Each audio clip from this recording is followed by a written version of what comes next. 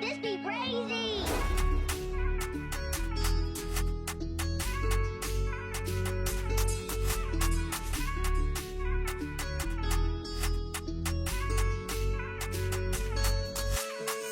Now, we've all heard of and seen diamonds before, and it puts people in awe. Its dazzle, its beauty, its uses in jewelry, as seen from the start of the video, all play a role in its wow factor. But have you ever truly considered what makes diamonds so special? Like how it gets its dazzle, or the properties it has that make it the way it is? Well, you've come to the right place, because that's what we'll be going into today. Diamonds are a prime example of covalent network substances, and it's one of the hardest substances known to man, and it melts at temperatures of over 3500 degrees Celsius. But now you might be confused.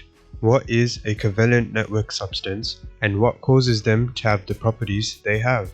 Covalent network solids are solids which contain a three-dimensional network of covalently bonded atoms, as found in the crystal structures of nonmetals like diamond, graphite, silicon, and some covalent compounds such as silicon dioxide, which is sand, and silicon carbide, the abrasive on sandpaper. But what are covalent bonds? Well, covalent bonds are chemical bonds that involve the sharing of electrons to form electron pairs between atoms. These electron pairs are known as shared pairs or bonding pairs. The stable balance of attractive and repulsive forces between atoms when they share electrons is known as covalent bonding. Now that we have that basic info out of the way, in order to melt a covalent network solid, covalent bonds must be broken. Because the covalent bonds in covalent network solids are relatively strong due to the structure of their bonds, covalent network solids are typically characterized by hardness, strength, and high melting points.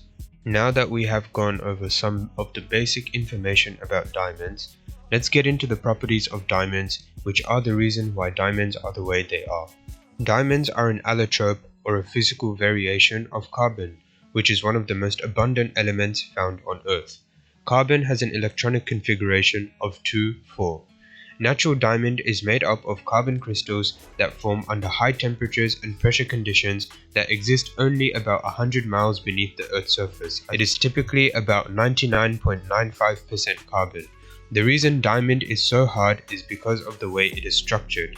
It is structured in a tetrahedral formation, with each carbon atom forming covalent bonds, meaning sharing electrons, with 4 other carbon atoms. This is then repeated in a three-dimensional pattern, which makes the diamond bonds many in number and therefore causes it to be practically indestructible.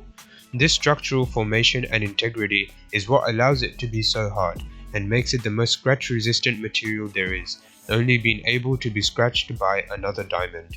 It is also the reason behind the stupendously high melting points, as the covalent bonding present within the diamonds is so strong it requires a crack ton of energy to break those bonds and melt it, hence the 4000 degrees Celsius melting point. Diamonds cannot conduct electricity as with all other covalent network substances.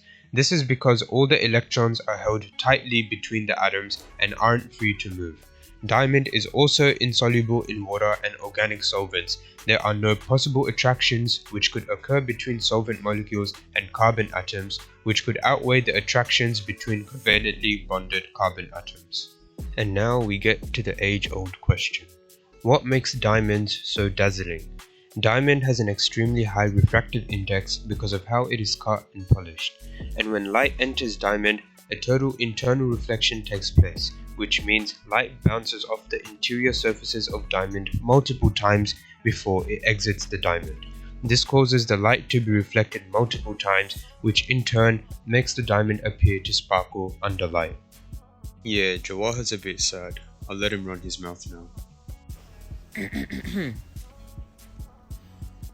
Yeah, I'll take it from here, Fidel. Now, you may be wondering, diamonds are great and all, but what are the actual uses of diamonds? What do we use them for? Scientists believe that the first use of diamonds may have been as a talisman or charm by prehistoric humans. Diamond was highly prized as a gemstone in ancient Egypt, Babylon, Mesopotamia, and India. The Romans used it to carve cameos from stone and exported diamonds to China for cutting jade and drilling pearls. Large diamonds were used by kings, queens, and other nobles as symbols of wealth and rank. Moreover, 3,000-year-old records from India indicate that diamonds were used in two ways: for decoration and as a talisman to ward off evil or provide protection in battle. Let's look at some of their implications to the progress and development of current and future societies. More than 5 million people in Africa have access to healthcare as a direct result of government budgets from diamond revenues. This figure doesn't take into consideration how many more millions have access to good healthcare in diamond exporting nations. Namibia, for example, now has more than 3 nurses per 1,000 citizens, a figure that puts the country in better standing than some European nations and exceeds the standards of the World Health Organization.